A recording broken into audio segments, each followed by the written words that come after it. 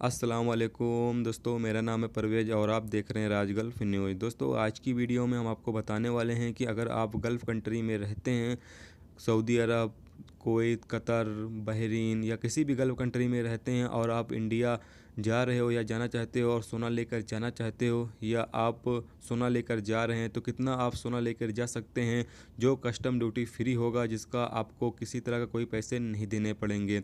या फिर आप सोना लेकर जाना चाहते हैं तो कितना सोना लेकर जा सकते हैं जो कस्टम ड्यूटी फ्री होगा। आज की वीडियो में दोस्तों हम आपको यही बताने वाले हैं। अगर आप को पता है तो कोई बात नहीं, निकले अगर नहीं पता तो आप इस वीडियो को शुरू से लेकर आखिर तक ज़रूर देखें।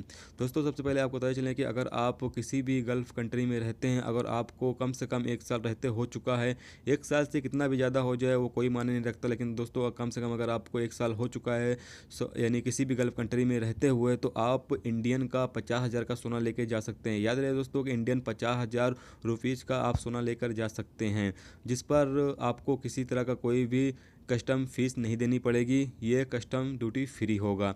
अगर लेडीज़ है तो उसके लिए 1 लाख का यानी लेके जा सकती है, जो कस्टम ड्यूटी फ्री होगा।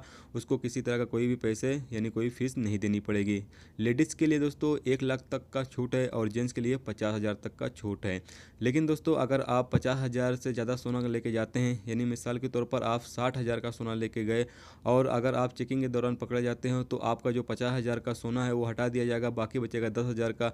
10,000 का आपको कस्टम ड्यूटी फ़ीस जो है वो अदा करनी पड़ेगी। उस टाइम जो भी गोल्ड का रेट होगा उसके हिसाब से 10.3% के हिसाब से आपको पैसे यानी फ़ीस जो है वो अदा करनी होगी।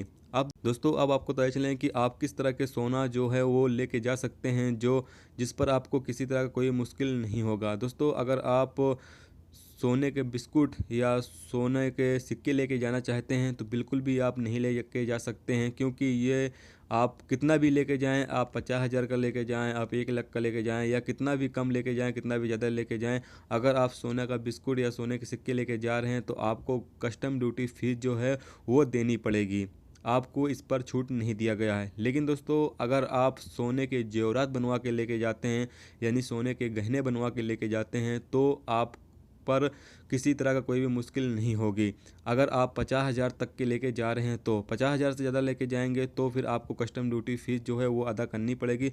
लेकिन अगर आप 50,000 तक के लेके जा रहे हैं और सोने के जेवरात हैं या सोने के गहने हैं, तब आपको कोई भी मुश्किल नहीं होगी, आप लेके जा सकते हैं।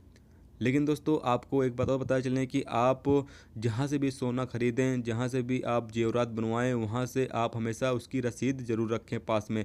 दोस्तों, रसीद रखने से ये फ़ायदा होगा कि आप कभी भी जांच के दौरान पकड़े जाते हो तो आपको पास रसीद होगी, आप दिखा सकते हैं कि आपने सोना कहाँ से ख़रीदा है, कहाँ से नहीं ख़रीदा है।